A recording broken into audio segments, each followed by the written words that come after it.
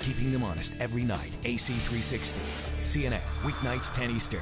The helicopter that malfunctioned was destroyed by the Special Operations Forces.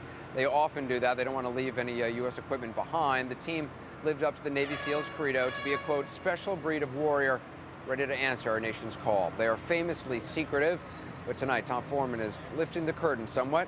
Tom, what do we know about the team that killed bin Laden at this point? I'll tell you the main thing we know, Anderson. They don't want us to know much, particularly about this group. It's largely believed this was a group called SEAL Team 6, which trained somewhere in Afghanistan in that mock compound and then went into the actual compound to stage the raid. These are, even among the highly trained and very excellent SEALs, a group within that are recruited to be this special team that's almost mythical in that it's very, if you're not part of it or you don't work with them, it's very hard to find out anything about them. But here's what we do know about them.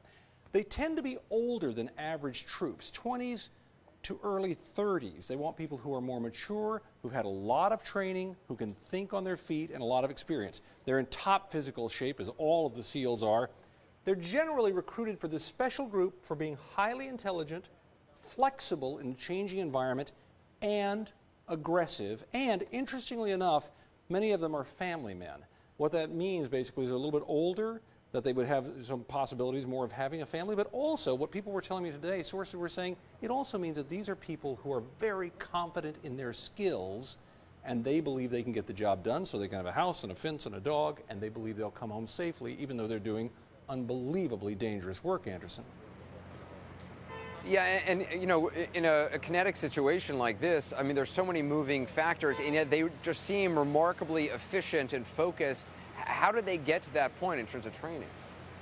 That's a great question, Anderson, because a lot of these guys are described as quiet, sort of cerebral. One guy said to me today, these are the kind of guys you'd see playing chess, not poker.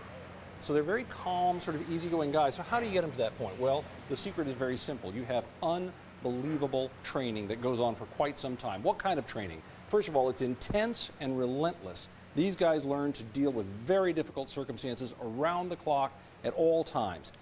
They study all skill sets for their weapons and their tactics, and importantly over here, for medical reasons as well. When you're in a small team like this, if somebody gets hurt, somebody on that team has to help take care of that person. They're highly secretive.